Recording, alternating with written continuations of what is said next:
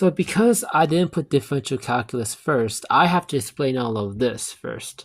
And I think this is better this way, because in differential calculus, they sometimes skip this part anyways. In my class, they skipped it, and I had to learn on my own.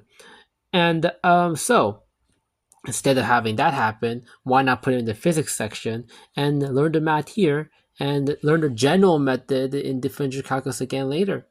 So right now, I'm doing the method over here, getting all the matrix down over here. I'm not done because this is taking longer than I thought because of overleaf, and of course overleaf takes longer than typing it here because all the matrices I need to do overleaf.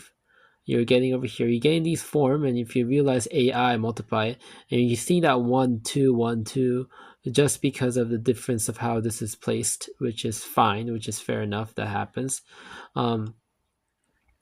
And then you're getting this format over here, and we're gonna go continue until we basically get the right answer. I am spending a lot of time on this, and I'm almost certain I need to go to sleep now. So I'm stopping here, but as you can see, it makes total sense now.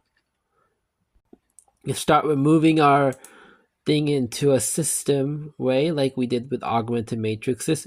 Then we realize, oh my god, that looks like a regular ODE now, which means this is true, but we realize that there's no dampening, so we know from default that it's going to be cosine and sine, so we use I omega t, which gives you this format, which gives you this equation over here, which you use a determinant, realize, to get rid of A for temporarily, because determinant, if you realize this goes over here, realize this goes to 0, and this just goes to something, which is why you have to use a determinant. You go over here, you get this format over here.